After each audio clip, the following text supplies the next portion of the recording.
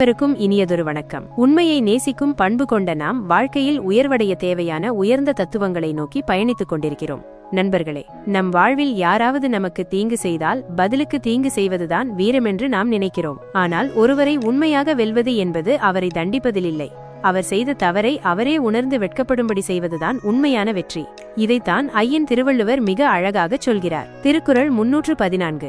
இன்னா செய்தாரை ஒருத்தல் அவர் நாண நன்னயம் செய்துவிடல். இதன் பொருள் என்னவென்றால், நமக்கு துன்பம் செய்தவரை தண்டிக்கும் சிறந்த வழி அவர் செய்த செயலுக்காக அவரே உள்ளுக்குள் வெட்கப்படும்படி அவருக்கு பதிலுக்கு நல்ல உதவிகளை செய்துவிட்டு போவதுதான். உங்கள் அன்பு அவரது தீய குணத்தை தலைகுனிய செய்ய வேண்டும். இன்றைய தத்துவம்: பழிக்கு பழி வாங்குவது உங்களை அவரோடு சமமாக்கும், ஆனால் மன்னித்து உதவி செய்வது உங்களை அவரை விட உயர்ந்தவராக்கும். தீமையை நன்மையால் வெல்வோம். இந்த தகவல் உங்களுக்கு பயனுள்ளதாக இருந்திருக்கும் என்று நம்புகிறேன். இதுபோன்ற ஆழமான தத்துவங்களை தொடர்ந்து பெற்றிட நமது சேனலை ஃபாலோ செய்யுங்கள்.